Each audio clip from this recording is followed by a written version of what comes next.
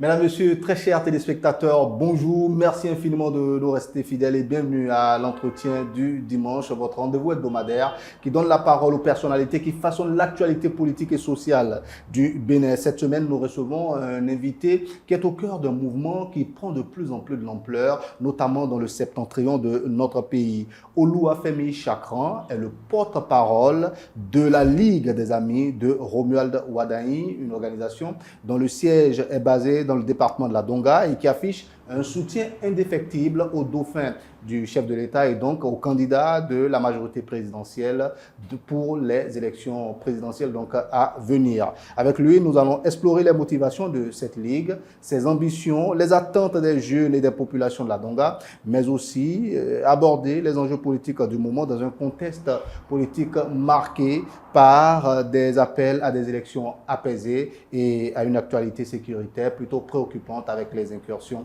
djihadistes dans le nord de notre pays. Monsieur Chakran, merci infiniment d'accepter notre invitation. Le plaisir est partagé. Bonjour à tous. Voilà, et moi tout de suite, j'ai envie de vous poser une question que beaucoup de Béninois certainement ont envie de vous poser. Est-ce que vous n'êtes pas un groupe de jeunes qui se mettent ensemble dans l'espoir que M. Romuald Wadagne soit président du Bénin et que vous alliez dire non, on vous a soutenu, donc il faut nous donner des postes? Ce n'est pas ça votre objectif? L'objectif premier pour nous les jeunes, c'est déjà de permettre à la population de mieux vivre, d'atteindre ces objectifs. Et on est tous des hommes. Si pour atteindre les objectifs de la population, il faut que je sois élu, s'il faut que je sois à un poste afin de mieux les aider, qui devrait refuser? Nous sommes tous des hommes et je parie que vous aussi vous feriez autant. Ah bon? Non, vous attendez que le ministre vous mette à côté de lui pour que vous puissiez gérer ensemble. C'est ça l'objectif de la Ligue? L'objectif de la Ligue, ce n'est pas forcément de gérer. Nous sommes les porte-parole du peuple et du gouvernement. Mais si pour être un meilleur porte-parole, il faut que je sois à un poste donné, je ne serai pas contre. Parce que l'objectif premier, c'est de permettre à la population d'être heureuse. Et si pour cela, je dois être à un meilleur poste, je ne dirai pas non. D'accord. Avant d'aller plus loin, j'aurais peut-être aimé que vous nous présentiez un tout petit peu la Ligue des Amis de Romuald Wadagne, sa mission, sa genèse et peut-être aussi les activités que vous menez sur le terrain en ce moment. Ok, merci beaucoup, monsieur le journaliste. La Ligue, c'est une association qui vise à défendre les intérêts politiques, économiques, social, humanitaire et j'en passe. Nous avons nommé notre ligue la Ligue des Amis de Romuald Wadagne. À cet effet, nous visons à être les porte-parole du peuple et du gouvernement, c'est-à-dire que nous nous chargeons de parler des difficultés du peuple au gouvernement et nous nous chargeons de ramener les actions ou les propositions du gouvernement au peuple.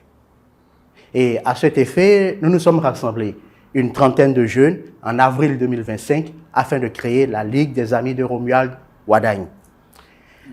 Nous avons mené des actions durant toute cette période. Nous nous sommes rassemblés avec des plus âgés pour avoir leurs conseils.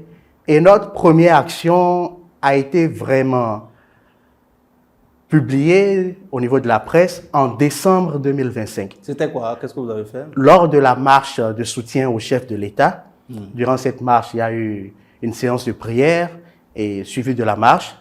Et le titre réel de cette marche, ou devrais-je dire le thème de cette marche, c'était « Marche de soutien au chef de l'État afin d'éviter les tentatives de putsch ».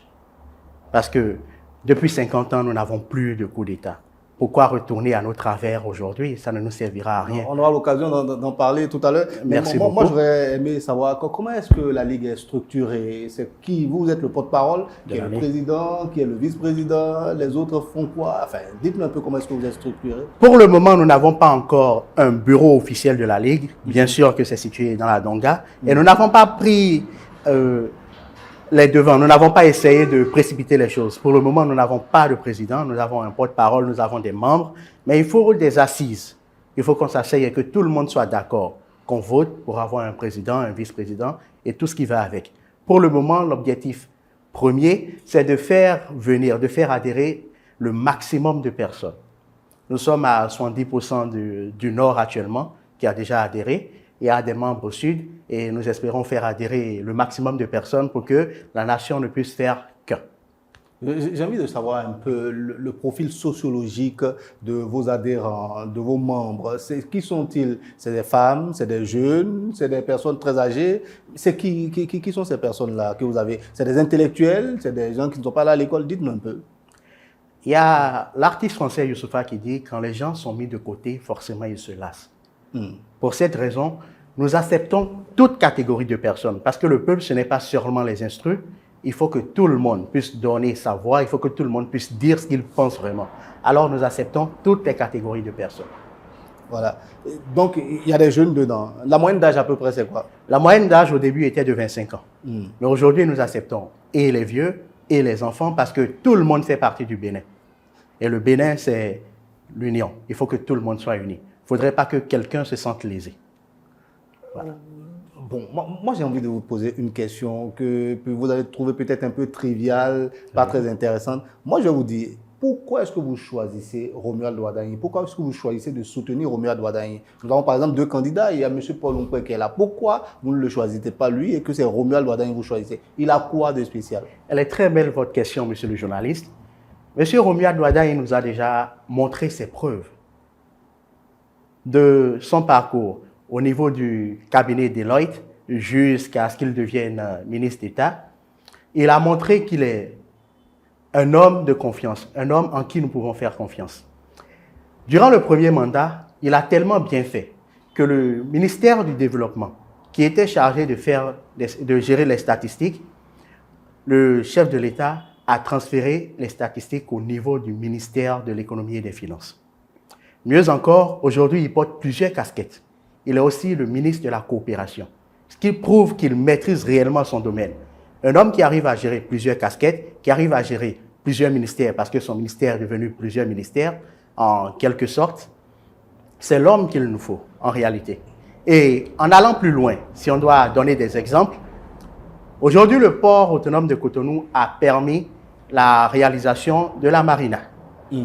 Également, lors de la crise de 2022, la crise post-Covid, le gouvernement a sponsorisé, que ce soit le pétrole que l'agriculture, afin de permettre à la population de mieux gérer les coûts, de ne pas être, comment dire, de ne pas se sentir, de continuer à vivre normalement.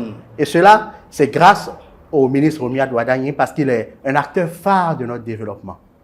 C'est le meilleur homme qui arrive à trouver les fonds aujourd'hui afin de permettre à son pays de se développer comme cela se doit. En parlant de ça, nous avons la G10 qui permet à beaucoup de jeunes de trouver de l'emploi. En parlant de ça également, nous avons beaucoup de marchés aujourd'hui, la construction des routes et j'en passe, étant donné que c'est mon domaine. Je suis dans le génie civil et spécialement dans l'hydraulique. Lorsque vous avez un marché aujourd'hui, dans le marché, il y a des articles qui vous disent de prendre les jeunes de la localité en tant que main-d'œuvre, en tant que bras valide. Que pouvons-nous dire de plus? Aujourd'hui, nous avons également la politique du visa. Aujourd'hui, le gouvernement permet d'avoir des visas gratuits aux Africains afin de permettre l'intégration de tous les Africains. Aujourd'hui, nous avons également beaucoup d'étrangers, pas d'étrangers, je vais dire, des Béninois de la diaspora qui sont capables d'avoir la nationalité. Et en parlant de ça, les afrodescendants, qui peuvent avoir la nationalité. En parlant de ça, nous avons les Vodundes. Et nous avons notre sœur Ciara qui va se produire sur la scène des Vodundes. Tout cela est déjà... Ça plaît aux jeunes. Ciara qui est béninoise. Exactement. Vous aimez la musique de Ciara, c'est ça? J'aime la musique, j'aime beaucoup la musique. C'est parce qu'elle est devenue béninoise que vous aimez sa musique? Non, j'aime naturellement la musique et le fait qu'elle devienne béninoise a permis à beaucoup de jeunes de la découvrir. D'accord.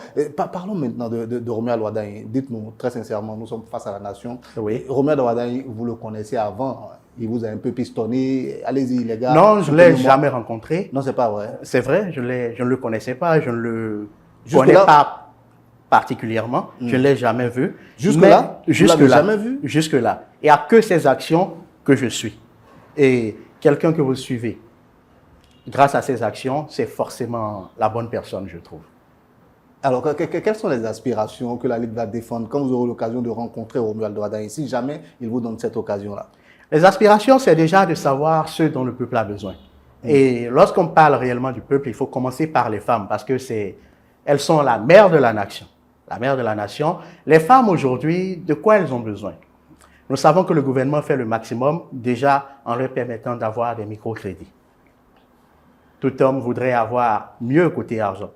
On espère réellement que les femmes aient des microcrédits avec des montants un peu plus élevés. Nous espérons qu'il y ait plus de marché afin qu'il y ait plus de place pour les femmes, afin d'éviter que les femmes qui sont encore au bord des voies se retrouvent dans les marchés. Parce qu'une femme au bord des voies n'est pas autant en sécurité qu'une femme dans un marché. Effectivement. Et ne parlons même pas des femmes qui sont obligées de charger leurs marchandises et de marcher sur de des la vente kilomètres. ambulante sur des kilomètres. Et plus de place dans les marchés permettra à plus de femmes d'avoir de la place et d'être vraiment en sécurité.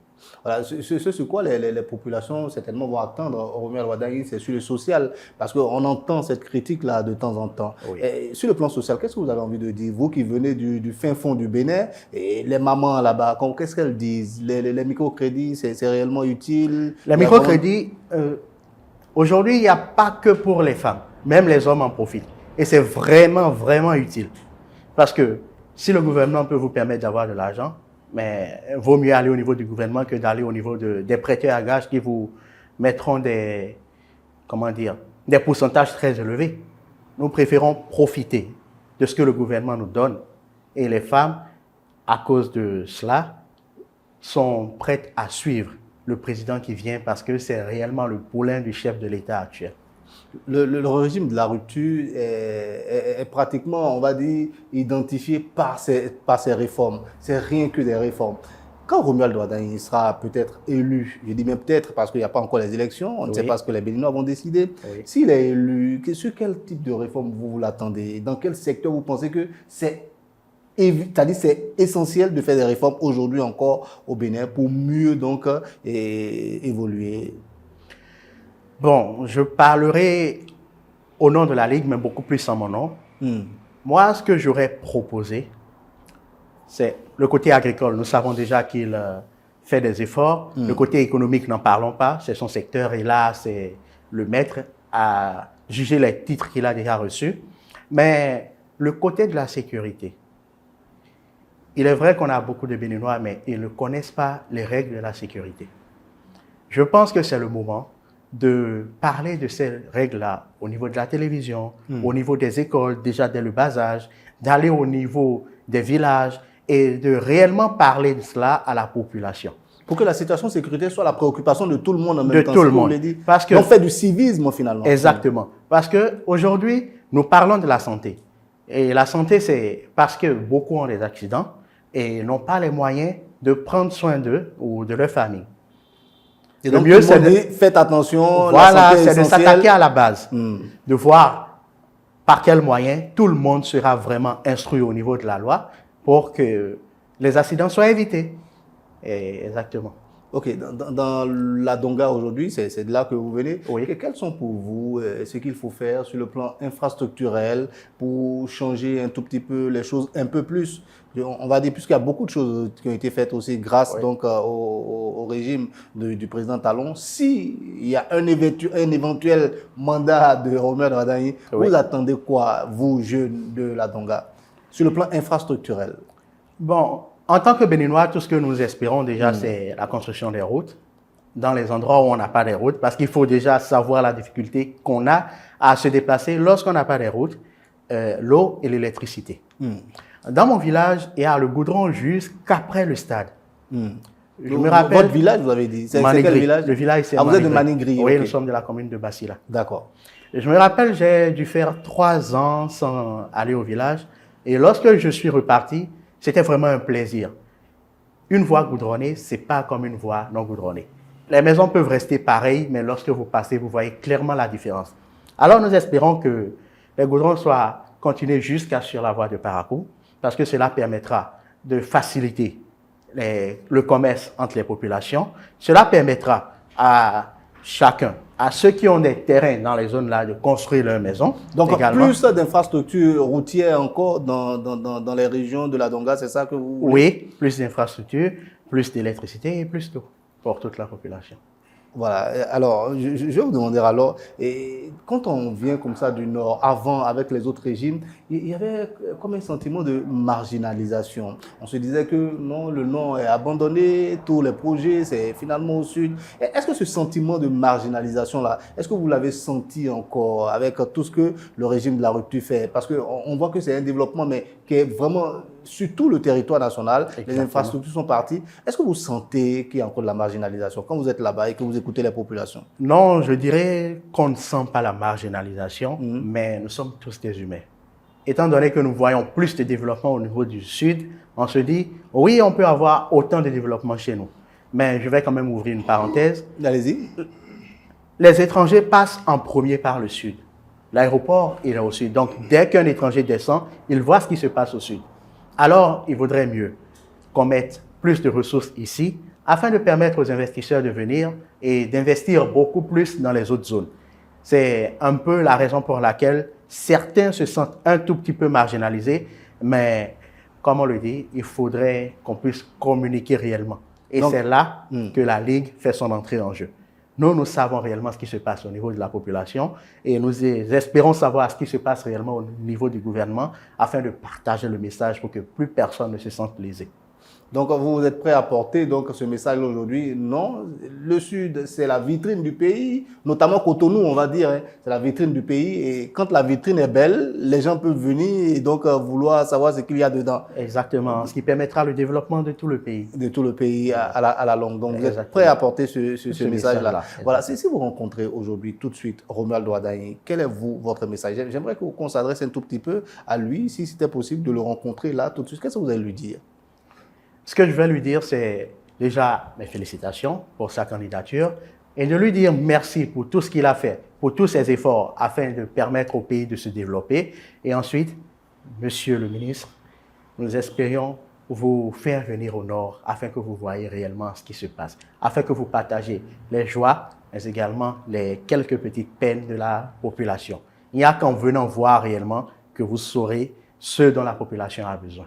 Donc, vous êtes prêt à accueillir Romuald Ouaddaï là-bas, c'est-à-dire faire parcourir tout le département de la Donga, Romuald Ouaddaï. Évidemment, il ne pourra pas... Et vous avez vraiment cette assise là-bas, dites-nous clairement la vérité, il faut qu'on le sache. Évidemment, nous avons cette assise là-bas et une petite parenthèse, le ministre du Développement, M. Abdoulaye Biotchane, était encore à Bassila hier. Donc, c'est une zone que beaucoup de personnes connaissent. Et c'est une zone où il sera également en sécurité. C'est une zone qu'il va beaucoup aimer parce que la population est accueillante et tout ce qui va avec. Et le ministre, vous l'avez rencontré, lui, pas encore aussi? Non, je ne l'ai pas encore. Et M. Abdoulaye Biotchane? Évidemment, je l'ai rencontré. Je l'ai rencontré plusieurs fois. Vous l'avez déjà rencontré? Vous lui avez parlé de quoi? De votre envie de rencontrer? rencontrer? Non, je ne lui ai pas parlé particulièrement, mais je l'ai rencontré plusieurs fois. Vous ne parlez pas encore de la Ligue avec lui? Non, on n'a pas encore parlé de la Ligue avec lui. Pourquoi? Bon, il faudrait déjà que nous puissions avoir une assise réelle avec lui. Moi, je n'ai pas encore eu d'assise avec lui. D'accord. Oui. Donc, actuellement, vous êtes dans la phase de recrutement, des membres, tous ceux qui veulent venir travailler avec vous. Exactement. Exactement. D'accord. Alors, et si on parlait un peu plus d'autres choses maintenant, parlons un peu de l'actualité politique. Et il n'y a pas très longtemps, il y a eu la campagne, on va dire, pour les élections législatives et communales. Oui. Comment est-ce que la Ligue s'est comportée? Vous avez décidé de rester ensemble et de soutenir un parti politique ou bien vous avez laissé les membres faire leur choix? J'ai parlé un peu plus tôt de notre marche de soutien au chef de l'État. Durant cette marche, on a compris que la division ne permet pas réellement le développement. Alors, ce jour-là, jeunes, enfants comme vieux, opposants comme mouvance, nous nous sommes mis ensemble pour le développement réel de la nation. Donc, en réalité, chez nous, il y a la mouvance qui domine particulièrement. Et comme nous l'avons dit, nous sommes la Ligue des Amis de Romuald Ouaddaï. On ne peut que suivre M. Romuald Ouaddaï. Donc, le BR et l'UP sont les partis qui sont le plus en vogue actuellement chez nous à Manigri. Donc, vous êtes d'accord, par exemple, avec le... Parce que je vous entends parler, vous avez dit que la division n'arrange rien. Et par rapport à la trêve politique qu'il y a désormais au Bénin grâce à la Constitution, qu'est-ce que vous pensez de cela? Le fait qu'on ne pourra plus tout le temps être en campagne, en train de critiquer le gouvernement. Qu'est-ce que vous pensez de cela?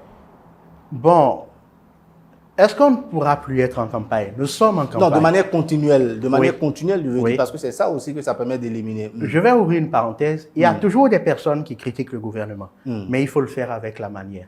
Et comme je l'ai dit, j'ai parlé du code de la route que tout le monde doit connaître, mais le Béninois doit réellement connaître les lois. Personne n'interdit à la population de critiquer, mais il faut respecter les règles. C'est tout le problème actuellement. Alors, critiquez si vous le voulez, mais respectez les règles pour ne pas être puni par la loi. Voilà. Quel est le regard que vous portez sur la dynamique actuelle? Je veux dire, vous avez vu un peu comment la campagne se passe en ce moment. Oui. Il y a très peu de tapage. On ne voit pas des gens avec des tricots, enfin, des t-shirts, je veux dire, aux couleurs de tel ou tel parti, oui. Des képis partout. On ne voit pas des gens faire du porte-à-porte, partager des 500 partout. Oui. Et beaucoup de Béninois s'étonnent de cela. Qu'est-ce que vous pensez de cette dynamique-là qui est en train d'être instaurée finalement au Bénin? Je pense que c'est la meilleure dynamique. Les jeunes, auparavant, se faisaient avoir juste par quelques biais. Aujourd'hui, il n'y a pas de biais. Donc, on aura réellement des débats d'idées. Aujourd'hui, ce sont les idées. On a besoin de plus d'idées. On a besoin de la créativité de chacun, qu'il soit jeune ou âgé. Et c'est le moment parfait pour que chacun dise réellement ce qu'il pense. Parce qu'avant, on se faisait, disons, corrompre par les biais. Et excusez-moi, c'est le moment d'ouvrir la parenthèse. Oui. En parlant de M. Romia Douadaïn, il a permis l'assainissement de nos ministères aujourd'hui, ce qui a permis d'effacer les caisses noires. Il a aussi permis la digitalisation qui nous a permis de réduire le taux de corruption. Aujourd'hui, vous pouvez avoir vos pièces en restant chez vous. Vous pouvez payer vos taxes et vos impôts en restant chez vous. Vous pouvez... Bon, beaucoup d'autres choses. La digitalisation des moyens de paiement, quand on a des factures à payer, tout ça. Tout se fait directement chez nous aujourd'hui. Et cela a réduit le taux de corruption. J'ai ouvert cette parenthèse parce que, pour moi, payer des jeunes durant les campagnes pour se faire voter, c'est une sorte de corruption. Et grâce au chef de l'État et à tout son gouvernement, aujourd'hui, nous avons réduit drastiquement cette corruption-là. Donc aujourd'hui, chacun dit réellement ce qu'il pense. Chacun donne ses idées afin d'amorcer réellement. Bon, nous avons déjà amorcé afin de continuer ce développement-là qui fait la fierté du Bénin et de l'Afrique tout entière. Je veux bien vous croire, hein, mais vous savez, en politique, tout est possible et on sait comment est-ce que les gens faisaient auparavant. Oui. Je vais vous poser une question vraiment très directe. Ce n'est pas pour vous taquiner ou pour vous poser une colle. Dites-nous réellement, vous, tel que vous êtes là, l'autre camp vous approche, vous n'avez pas encore rencontré Romia Douadaïn, vous m'avez dit, si l'autre camp vous approche avec le pactole, vous savez de quoi je veux dire, oui. Venez avec nous, là où vous partez là, c'est pas ça. On a besoin des gens comme vous. Si vous voulez quoi? C'est ce que vous voulez, non? Comment on appelle l'amélioration des conditions de vie des populations? Ok, voilà l'argent, venez avec nous. Qu'est-ce que vous allez répondre à l'autre camp si jamais on vient vers vous? Je vais parler au nom des jeunes de la Ligue et ensuite en mon nom. Aujourd'hui, les jeunes n'ont plus faim ou sont peut-être habitués à leur mode de vie. S'il faut que je vive en coinçant un peu mes revenus, en serrant un peu plus la ceinture, pour vivre mieux demain, pour que mes enfants et mes petits-enfants vivent mieux, je suis prêt. Et aujourd'hui, on n'a peut-être plus faim ou on est habitué à la faim. Donc, je ne pense pas que le pactole change réellement ma vie. Et la dernière fois, j'allais à Porto Novo quand je suis tombé sur une affiche. Quand vous tombez sur une affiche, sauvons le Bénin, et vous réfléchissez, je ne pense pas que le Bénin soit à un niveau où on ait besoin de le sauver. Et quand on parle de débat d'idées, je ne suis pas sûr de pouvoir suivre des gens dont le slogan c'est « Sauvons le Bénin ». Absolument pas.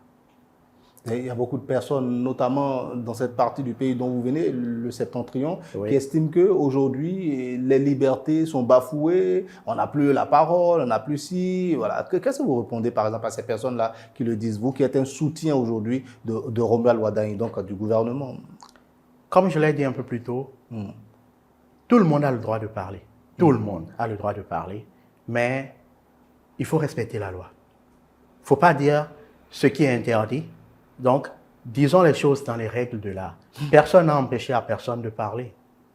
Tout ce qu'on vous refuse, c'est de ne pas respecter la loi. Donc, il faut maîtriser la loi et dire ce qu'on pense réellement. Et il y a aussi une parenthèse que je vais ouvrir. Certains oublient de parler parce qu'ils ont peur d'être enfermés. C'est ce qu'ils disent tous.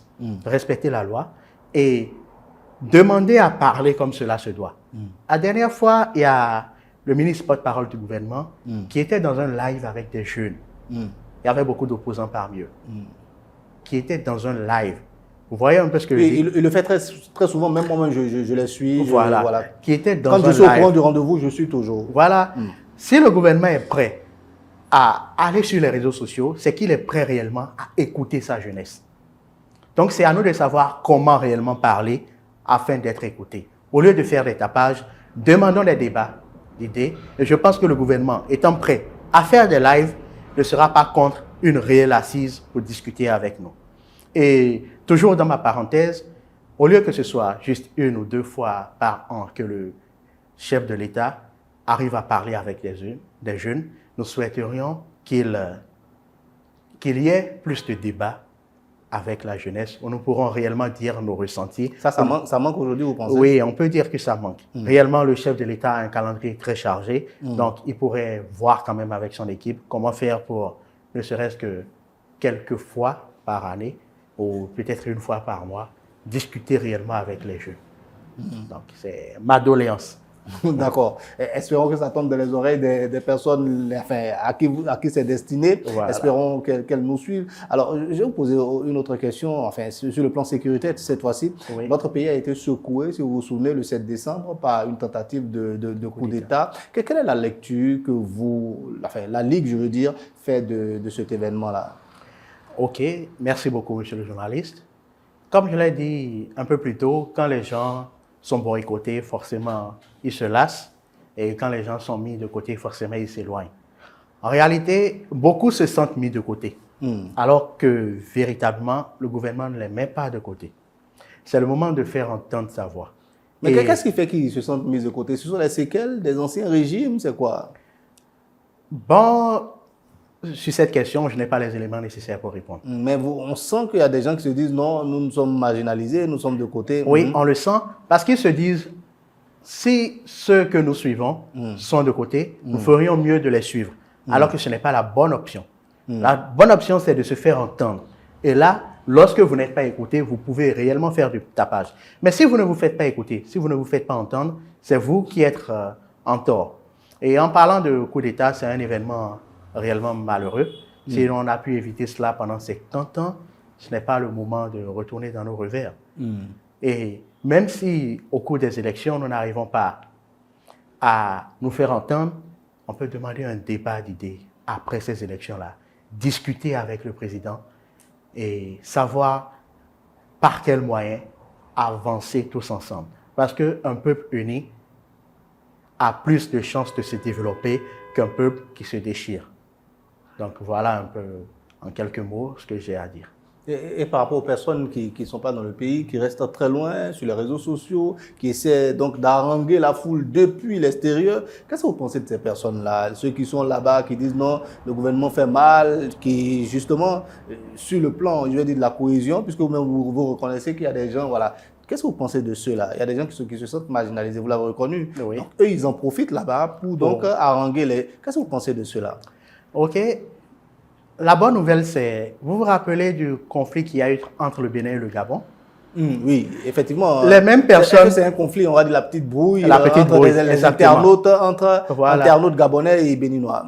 Les mêmes personnes qui critiquent tout le temps le gouvernement sont les premières personnes à défendre le chef de l'État et à proposer que les Gabonais le prennent pour président juste pendant 1 année pour voir le développement. Ce qui veut dire que malgré le fait qu'ils se défendent en quelque sorte, ils sont quand même fiers du développement du pays. Ils sont quand même fiers en quelques mots de ce que fait le gouvernement Talon.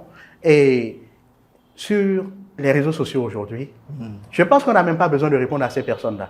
Parce que les étrangers, comme le général Camille Makosso, se chargent déjà de gérer ces populations-là, ces personnes-là. Vous aimez bien ce que fait le général Makosso en ce moment? Camille Makosso, je veux dire. Le fameux général Camille Makosso. En ce qui concerne le Bénin, parce que c'est à partir du moment qu'il a commencé à parler du Bénin que j'ai Vous l'avez vraiment j'ai vraiment commencé à le suivre. Non, je l'avais connu depuis, mais c'est à partir de ce moment-là que j'ai commencé réellement à le suivre. Quand c'est en ma faveur, je ne peux que dire bravo. Le reste, ça ne me concerne pas. Donc, il dit réellement ce que vous pensez. Il dit réellement ce que nous pensons. Il dit réellement ce que nous pensons parce que beaucoup de Béninois ont découvert plein de choses grâce au général Camille Makosso. J'ai vu des Béninois dire, ah bon, nous sommes toujours dans le même Bénin là. Mais si vous n'allez pas découvrir les choses, si vous passez votre temps à rester crispé, à garder pour vous ce que vous voulez dire parce que vous avez peur d'aller en prison ou parce que vous ne maîtrisez pas les lois, vous n'allez pas savoir ce qui se passe dans le pays. Il faut aller à la recherche de l'information. Il faut réellement savoir ce qui se passe dans son pays.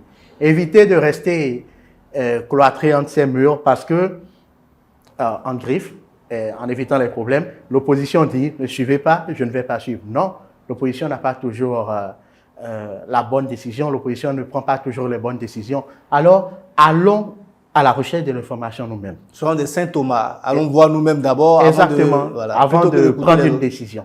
Voilà. Et le général Camille Makosso, réellement, ce qu'il a fait ces derniers jours, c'est waouh.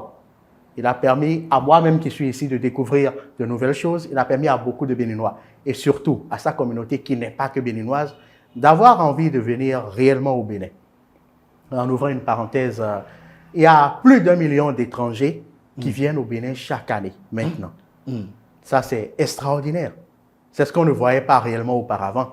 Cela, c'est s'il faut mettre de l'argent dans la communication du pays, faire venir d'autres personnes afin de faire découvrir le pays à l'étranger, je pense que c'est le bon moment. Je pense que le gouvernement devrait faire le maximum pour cela. Nous sommes sur les réseaux sociaux, on reste sur les réseaux sociaux. Et vous avez parlé tout à l'heure du manque comment on appelle, de connaissances sur le plan des lois. Beaucoup de jeunes aujourd'hui se sont fait aussi arrêter parce qu'ils parlaient de politique sur les réseaux sociaux. Quel est le message que vous avez envie de dire à tous ces jeunes-là? On se souvient quand il y a eu le coup d'État, il y a des gens qui se permettent de prendre la parole et de dire tout et n'importe quoi sur les réseaux sociaux. C'est quoi, vous, le message de la Ligue aujourd'hui à l'endroit de tous les jeunes aujourd'hui, notamment ceux de la Donga qui se retrouvent entre quatre murs, comme vous l'avez dit, avec leur portable et puis commencent à raconter leur vie sur Internet?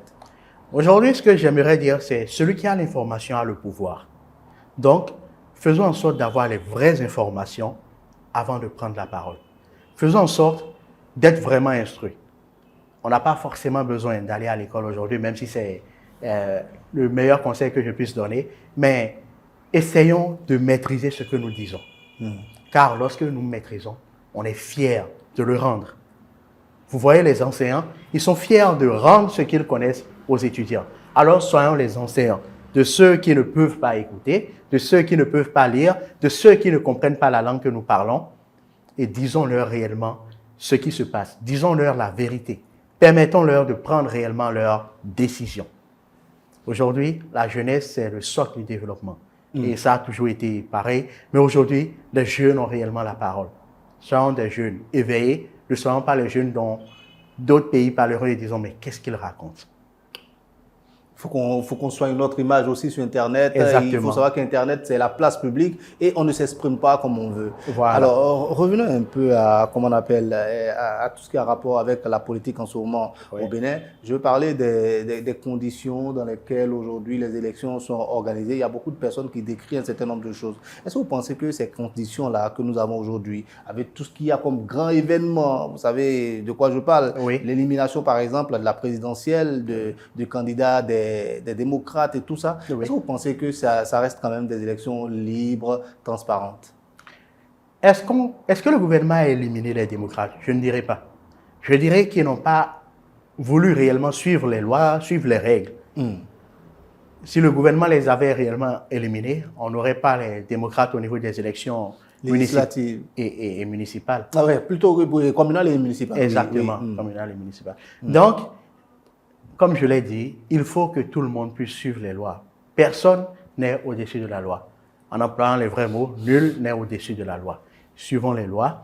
Et ensuite, beaucoup ne font pas les campagnes aujourd'hui parce qu'ils n'ont pas reçu de l'argent comme on l'a dit. Donc aujourd'hui, si vous attendez encore de recevoir de l'argent de quelqu'un, vous vous mettez le doigt dans l'œil. Parce que la corruption, c'est néant. Il n'y aura plus de corruption. Vous le faites avec vos propres mais moyens. ça bannit finalement la fête populaire que nous avons l'habitude. Il n'y a plus cette fête-là, il y a plus. Enfin, il y a une ferveur au moment des Personne n'a campagnes. empêché personne de faire sa campagne. Faites les fêtes si vous voulez, mais à vos propres moyens. Aujourd'hui, c'est beaucoup plus beau d'avoir les débats d'idées. Et tout à l'heure, nous avons parlé des gens qui sont en Occident, qui critiquent beaucoup le chef de l'État. J'ai suivi certains de leurs débats et franchement, ils sont devenus beaucoup plus intelligents. Ah bon? Ils sont devenus beaucoup plus intelligents. Expliquez-moi un peu, qu'est-ce que vous avez suivi? Qu'est-ce qui a changé? Lorsqu'ils ont parlé des coups d'État, j'ai entendu certains mots et je me suis dit, ah ouais, ils sont en train de comprendre la leçon. Au fil du temps, on va serrer nos ceintures, mais nous deviendrons beaucoup plus intelligents, nous deviendrons beaucoup plus matures, et cela n'est qu'à l'actif de chacun des Béninois que nous sommes. Voilà, puisque nous parlons de la sécurité en ce moment, et il y a une question qui me vient à l'esprit, sachant que vous venez donc du Septentrion. Oui. Il y a beaucoup de jeunes aujourd'hui qui se font enrôler par ces barbares qui sont dans le nord et qui font des incursions de temps en temps dans le pays et qui de temps en temps font tomber quand même quelques-uns de nos hommes. Oui. Qu'est-ce que vous pouvez dire à la jeunesse pour ne pas qu'elle tombe dans, comment on appelle, dans l'endoctrinement de ces personnes-là qui ont envie donc de voir des jeunes Béninois être avec eux? Qu'est-ce que vous avez envie de leur dire à vos jeunes, enfin à tous ceux qui aiment bien la Ligue des Amis de Romuald Wardani, je veux dire? Bon, moi, mon plus grand rêve, c'est de faire le tour du monde. Bon, en griffe, ce n'est pas forcément faire le tour du monde, mais découvrir les très beaux pays qui existent. Mais voyager en tout cas. Voyager. Vous aimez bien voyager. Mais je me rends compte que vous pouvez aller n'importe où. La plus belle réussite, c'est de revenir chez vous et de dire à vos frères et sœurs, lorsque j'ai été en Grèce, par exemple, j'ai découvert tel truc. Donc, après avoir fait le tour du monde, ce qui reste, c'est revenir à la maison. Donc, ces frères-là, lorsqu'ils décèdent, c'est nous qui les enterrons et non ceux qui les enrôlent. Ils doivent déjà voir ça et les parents aussi doivent jouer un grand rôle. Ce n'est pas parce que certains parents ont faim parce qu'ils refusent de travailler qu'ils doivent accepter que leurs enfants acceptent la facilité, soit pour la facilité. Non. On ferait mieux de nous mettre ensemble et de savoir comment chacun d'entre nous pourra trouver le pain quotidien. Donc chacun doit chercher à travailler à la suite de son front pour pouvoir donc subvenir à ses besoins plutôt que de se laisser enrôler par des gens qui vont finalement vous demander d'attaquer votre propre pays. Votre propre pays, qui ne sert absolument à rien. Vous faites reculer le développement de votre pays, ce développement qui allait vous permettre de gagner plus que ce que vous gagnez actuellement avec ces barbares-là. Et déjà, vous êtes avec des barbares, vous êtes obligé de vous cacher. À quoi ça vous sert d'avoir de l'argent si vous ne pouvez pas le dépenser? Il est mieux de travailler, d'avoir de l'argent à la sueur de votre front, de pouvoir sortir et dire oui, je suis ce que je suis parce que j'ai travaillé. Comment le gouvernement pourra accompagner cela en créant quoi pour les jeunes, en faisant quoi pour les jeunes, et afin qu'ils ne se laissent pas donc... Je pense que beaucoup de jeunes ne savent pas aujourd'hui que lorsqu'il y a un marché, lorsque vous avez un marché aujourd'hui, il y a un article qui vous dit la main-d'œuvre, les bras valides doivent être les enfants de cette localité-là, les jeunes de cette localité-là. Mais j'ai l'impression que les jeunes ne sont pas au courant. Ce n'est pas parce qu'aujourd'hui vous creusez que demain vous ne pourrez pas diriger. Effectivement. Il faut commencer quelque part. Et si nos autorités, nos dirigeants pouvaient nous raconter leurs histoires, vous verrez qu'ils ont traversé, désolé pour le gros mot, les plus grosses merdes qui puissent exister. Mais aujourd'hui, ils sont fiers d'être dans leur costume, dans leur grosse voiture, mais le fait de traverser ces difficultés les a forgés. Ils savent ce qu'il faut faire. Ils ont été peut-être éboueurs dans leur vie. Ils ont été peut-être, donc, je ne sais pas moi, mécaniciens et tout voilà, ainsi de suite. Alors, soyez fiers de votre parcours. Traversez la merde parce que c'est cela qui vous forge. Un exemple simple, un étudiant qui redouble est beaucoup plus aguerri qu'un étudiant qui vient d'une classe inférieure. Donc, il y a des opportunités, selon vous, que le gouvernement met à la disposition des jeunes, mais que les jeunes ne veulent pas saisir parce qu'ils pensent que c'est des petits métiers, c'est des choses qui n'ont pas de valeur. Exactement. Aujourd'hui, nous parlons de l'opposition. Et ces opposants vous disent, mais regarde, mécanicien, regarde la vie que je mène aujourd'hui. Mais ceux-là ne leur disent pas la vérité. Ils mènent cette vie-là, mais ils sont passés par de longues étapes. Dites la vérité à vos frères. En tant qu'opposant, je lui dis, j'ai dû être mécanicien, mais aujourd'hui, je suis ce que je suis. À toi de suivre la réelle voie que tu veux suivre. C'est simple. Disons la vérité entre nous. les politiciens ne sont pas toujours obligés de, en griffe, faire économie de vérité. Quand on parle de la jeunesse ainsi, je me souviens de cette rencontre-là entre le chef de l'État et les jeunes au palais de la Marina, Oui. où le président de la République leur expliquait le fait que aujourd'hui comment on appelle, les lois en ce qui concerne le travail et tout au Bénin, Oui. soit ce qu'elles sont maintenant, là, tout de suite. Il expliquait le bien fondé de ces nouvelles lois-là. Oui. Est-ce que vous comprenez que l'essentiel est d'attirer juste les investisseurs, et une fois qu'il y a les investisseurs, les emplois seront là vraiment à foison, et donc on n'aura plus besoin de parler de conditions du travail et tout. Vous comprenez cette logique-là du chef de l'État? Je comprends cette logique-là. Ou bien vous êtes plutôt avec certains jeunes qui pensent que non, on a rendu précaire le travail chez nous? Non, non, non. Attirer ces investisseurs, parce qu'on a dit que c'est forcément des étrangers. Même des Béninois investissent. Alors pourquoi nous, jeunes, nous ne pouvons pas investir? Il faut déjà qu'on accepte que les investisseurs viennent, qu'on accepte apprendre de ces investisseurs, et ensuite on aura les âmes nécessaires pour investir nous-mêmes. Personne ne peut se lancer dans un combat sans maîtriser les règles et espérer gagner. Donc il faut déjà qu'on apprenne des savants afin de pouvoir faire profiter le reste de la population et d'en profiter nous-mêmes. Voilà. Nous sommes aujourd'hui dimanche et il y a les élections, on va dire, et les gens sont en train d'aller voter un peu partout sur le monde. Quelle est votre consigne à tous les jeunes pour ne pas verser dans la bagarre, la violence, des choses qui pourraient entacher finalement l'image du pays? Qu'est-ce que vous avez envie de dire à tous les jeunes là, tout de suite, à l'instant, tous ceux qui vont voter là? Les élections partent, mais on reste toujours entre frères. Donc, on ferait mieux, chacun, d'aller choisir notre candidat dans la paix, dans la joie, et demain, continuer à parler entre nous, continuer à rigoler entre nous, et continuer à développer notre pays entre nous. Parce que deux personnes qui se disputent ont du mal à se remettre ensemble après. Lorsque vous blessez quelqu'un, cette personne a du mal à vous refaire confiance comme au début. Alors, nous sommes tous des frères, nous sommes tous béninois, nous portons tous le même sang. Allons voter dans la paix, comme on le dit, dans la paix du Seigneur. Voilà. Évidemment. Là, on parlait des communales et des municipales, des législatives également. Mais revenons à la présidentielle.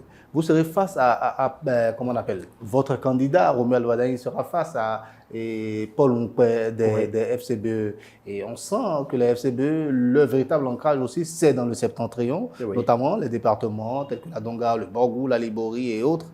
Voilà. Et qu'est-ce que vous avez envie de dire aux populations par rapport donc à Romuald Wardani? Je vous donne le droit de les convaincre là, tout de suite. Les populations, nos mamans qui sont là-bas, qui attendent toujours le meilleur. Qu'est-ce que vous avez envie de leur dire? Chers frères et sœurs, chère population, aujourd'hui, pour la majorité, nous sommes fiers de ce que devient le Bénin. Alors, on ferait mieux de suivre un pilier du développement du Bénin, celui-là qui est à la baguette pour tout ce qui se passe actuellement, parce que le ministre de l'économie est le ministre des autres ministres, parce que l'économie, c'est le socle du développement, car ça fait 10 ans qu'il nous prouve qu'il en est capable. Il est mieux de suivre celui que nous connaissons, celui qui a toujours été en face de nous, même si c'est parfois devant les caméras, que de suivre quelqu'un que nous connaissons moins. De suivre quelqu'un qui a déjà fait ses preuves, car, comme nous le savons tous, nous suivons beaucoup plus celui que nous connaissons, celui qui réellement a fait les preuves devant nous, que de suivre celui que nous ne connaissons pas vraiment. Le développement, nous l'avons amorcé, le développement, nous le continuons, et le développement, nous devons l'accentuer. Chers frères et sœurs, chères mères, chers pères, chers enfants, je peux me permettre de le dire, c'est le moment pour la jeunesse, autant que pour les plus âgés, de dire leurs mots. C'est le moment pour chacun d'entre nous de voter Romuald Wardani. C'est le moment de continuer dans la même dynamique. Mettez-vous tous dans le rang, car c'est pour notre bien. C'est pour le bien de nos enfants, de nos petits-enfants et pour le bien des générations à venir. On doit se mettre tous dans le rang. Et évidemment. Ah bon? Évidemment. Pourquoi est-ce qu'on doit se mettre dans le rang? Enfin, il y a les à côté aussi. On n'est pas forcément obligé d'être dans le rang. On peut ne pas être dans le rang ou pas? Si ce rang-là est plus sûr, je pense que nous devons nous mettre dans ce rang-là, parce qu'aujourd'hui, nous savons où nous allons avec ce rang. C'est mieux que d'aller là où nous ne savons pas quelle est la finalité. quand on dit sauvons le Bénin, je ne vois pas pourquoi nous devons sauver le Bénin qui est déjà en train de suivre la bonne ligne. Ah Alors bon. mettons-nous dans Donc le ceux rang. qui disent souvent le Bénin, c'est juste comment on appelle, pour jeter du discrédit, je veux dire, sur Je ne sais pas régime. si c'est... Bon, je ne dirais pas que c'est pour jeter du discrédit, mais jusqu'à présent, on ne les entend pas parler, on ne les entend pas défendre leur sauvons le Bénin. On lit juste sauvons le Bénin. Donc c'est un peu en griffe précaire, je vais dire, comme argument. Quand on discute avec les jeunes de la majorité présidentielle, enfin, je le dis comme ça, en tout cas, les jeunes qui sont des soutiens, je veux dire, de la majorité présidentielle, Oui. il y a quelque chose, il y a une certitude qui ressort de leurs propos, et je l'ai senti chez vous aussi. Oui. Vous êtes mais sûr que Romuald Wadaï sera président du Bénin. Qu'est-ce qui fait que vous êtes aussi sûr? Le président de la République, lorsqu'il venait, il nous avait parlé de certains astres de son mandat. On n'y avait pas cru. Mais lorsqu'il a fait son dernier discours, on était tous en train de dire « Ah oui, mais ce qu'il dit est réel. » S'il a réussi à nous faire, pendant 10 ans, rester dans l'ombre, mais finalement, qu'on se dise « Oui, il a réussi ce qu'il a dit », nous lui faisons confiance. Parce qu'il a choisi son problème. Il sait pour quelle raison il a choisi. Et nous lui faisons confiance comme nous lui avons fait confiance il y a 10 ans. Nous faisons confiance à Romuald Wadaï pour qu'il soit président de ce pays. Et je pense que c'est le meilleur candidat que nous puissions avoir. Vous avez dit les débuts du président. Au début, on ne voyait que des maquettes, on ne voyait que si. Vous y croyez, vous, au départ, vous n'étiez pas du tout un soutien de Patrice Talon. Ah oui, j'ai voté le président Patrice Talon, j'y croyais. Ah bon, depuis le départ? Oui, ça c'est une parenthèse bizarre, je pense. Ma tante, paix à son âme, disait je préfère que nous suivons quelqu'un que nous maîtrisons et que nous essayons de le mettre dans le rang que de suivre quelqu'un qui nous a montré pendant plusieurs années qu'il n'arrivera pas à nous faire atteindre nos objectifs. Et là, je me rappelle voilà, qu'elle disait déjà nous mettre dans le rang. Et s'il a pu le faire, le meilleur moyen de continuer, c'est de suivre son poulain. Celui qui nous a indiqué. Celui qui nous a indiqué. C'est la bonne voie. C'est la bonne voie. Ah bon? C'est la meilleure voie. Et ceux qui n'y croient pas, convainquez-les. Ils n'y croient pas, ils se disent non, Romuald Wadaï, ça sera peut-être un peu plus de rigueur encore. Ils vont sur le plan social, peut-être même qu'on n'aura plus rien finalement. Qu'est-ce que vous avez envie de leur dire à ceux-là? Aujourd'hui, je pense que la majorité. À ceux qui sont encore hésitants à vous rejoindre. La majorité croit en Romuald Wadaï. Ah bon? La majorité. Il y a certains qui disent, lorsqu'il viendra, c'est toujours le même président qui va diriger. Mais non, le président, c'est celui qui dirige, on le sait tous. Alors, si vous voulez venir, venez. Car c'est votre pays, c'est notre pays. Tous ensemble, nous allons faire développer ce pays-là. Aujourd'hui, nous ne sommes plus réellement pays sous-développé, nous sommes pays en voie de développement. C'est si beau à entendre. Et nous allons devenir un pays développé grâce à tous les enfants de ce pays-là. Que chacun mette sa pierre à l'édifice. On ne dit pas à tout le monde d'être de la mouvance, mais qu'on soit de l'opposition ou de la mouvance, lorsque les élections passent, nous sommes tous enfants du Bénin. Alors tous ensemble, mettons la main à la pâte, tous ensemble. Comme l'a dit le président lors de son dernier discours, que chacun mette sa pierre à l'édifice pour boucher la jarre trouée. Car c'est tous ensemble que nous sommes enfants du Bénin, c'est tous ensemble que nous réussirons à développer le Bénin, c'est tous ensemble que nous réussirons à être un. Et le Bénin, c'est un. Voilà, c'est déjà la fin. Vous m'avez dit que vous n'avez jamais rencontré Romuald Wadaï. Vous avez eu l'occasion aujourd'hui, en tout cas, de lui parler par écran interposé. Oui. Merci infiniment d'avoir accepté notre invitation. Je ne sais pas si vous avez un dernier mot, peut-être un aspect qu'on n'a pas abordé et qui vous tient peut-être à cœur par rapport à la Ligue. Oui. Qu'on n'a pas abordé, mais la Ligue, nous acceptons tout le monde. Évidemment, aujourd'hui, nous sommes dans le Nord, mais il y a beaucoup d'enfants, je vais dire, de la Ligue, beaucoup de soldats de la Ligue partout dans le pays. Moi, je suis dans le Sud. Et j'espère enrôler monsieur le journaliste et toute l'équipe qui m'entoure. Non, monsieur le journaliste n'a pas de couleur. D'accord. Il fait juste son boulot. Mais nous allons quand même réussir à vous enrôler parce que le Bénin, c'est notre pays. Ah bon. Et il n'y a que tous ensemble, toutes les associations qui feront front commun et que chacun dise réellement ce qu'il pense afin de réussir à développer le pays. Comme je l'ai dit, nous sommes la courroie de transmission entre le peuple et le gouvernement et vice-versa. Et nous nous chargerons de faire savoir au gouvernement ce dont la population a besoin et faire savoir à la population comment le gouvernement essaye de régler leurs problèmes. Merci beaucoup, monsieur le journaliste. Merci également à vous, monsieur Oluwafemi Chakran, pour ce bel échange.